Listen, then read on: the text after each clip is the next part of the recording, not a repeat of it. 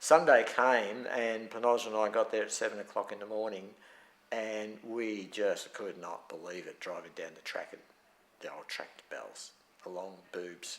Well, we didn't even bother to look at Torquay. You could just see Winky Pop and Bells, and it was just corduroy to the horizon with massive plumes blowing back off these incredible waves. And the adrenaline just starts pumping.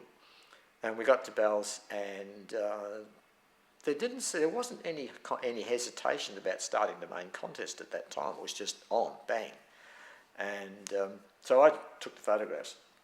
Then the semi-final of the Victorian titles was scheduled, and there was a little bit of discussion about it because the tide was filling in. It was now starting to get very dangerous with those rips, but there was no major discussion that I can recall as to, hey, is there a duty of care or is there a safety issue here? It was right, okay guys, off you go.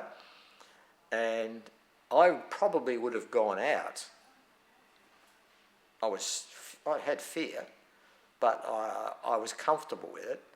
But having seen Marcus Shaw go right down to the corner of Rincon in the rocks and wait, I went down and I waited because I knew then that there was no way I was going to go out without Marcus Shaw going out. So that was the story.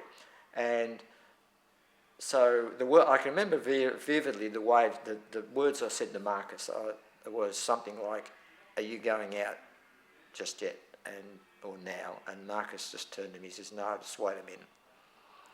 And knowing Marcus and having talked about big surf since then, he knew that was the outer Jarosite reef way out there was a trigger, was a set indicator.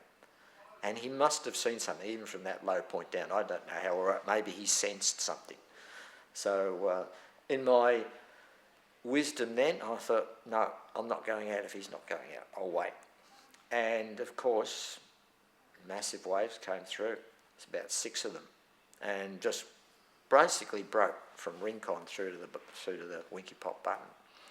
And the 4 guys that paddled out were probably 200 metres out and right in the middle and got totally cleaned up.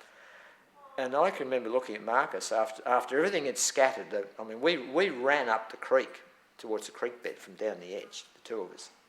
Sprinted up because the whitewater went right up and probably at least a metre up the cliff face. So the whole beach at Bells was just water and whitewater and people everywhere. And I can remember turning around to Marcus saying, "Well, that was the best decision we ever made."